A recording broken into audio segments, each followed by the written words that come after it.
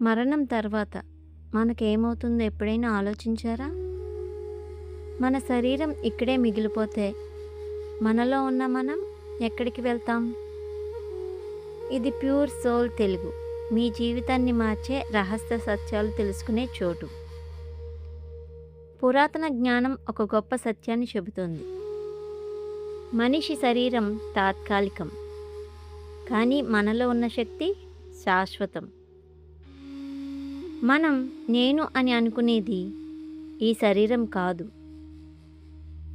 ఒక వ్యక్తి ఉన్నాడు.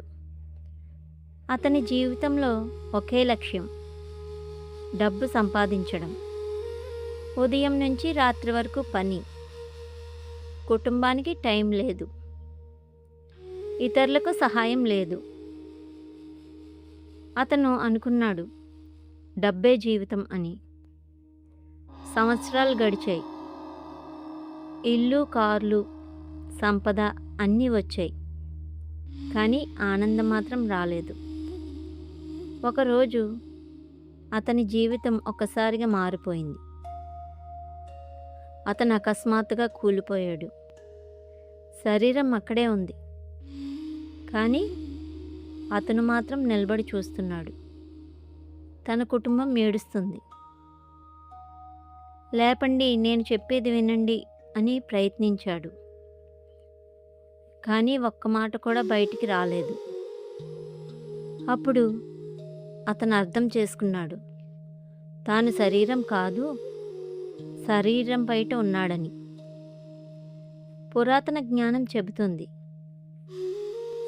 మనిషి శరీరం వదిలిన తరువాత కూడా కొంతసేపు తన చుట్టూ ఉంటుంది.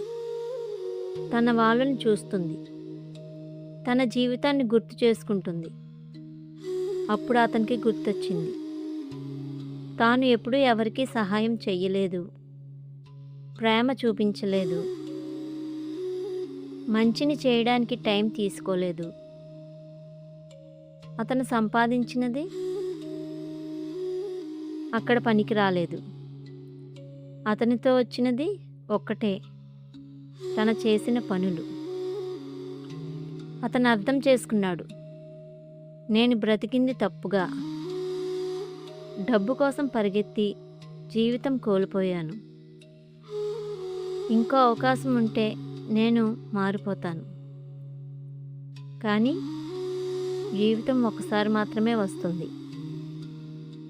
ఈ కథ ఒక సత్యాన్ని చెబుతుంది, మనం సంపాదించేది కాదు, మనం చేసేది మనల్ని నిర్వచిస్తుంది.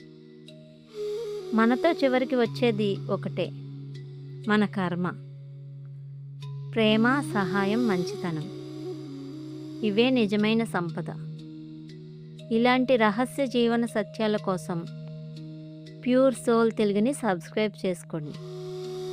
మరుసటి ఎపిసోడ్లో మరణం తర్వాత మొదటి 24 గంటల్లో ఏమవుతుందో తెలుసుకుందాం. సర్వం శ్రీకృష్ణార్పణమస్తు.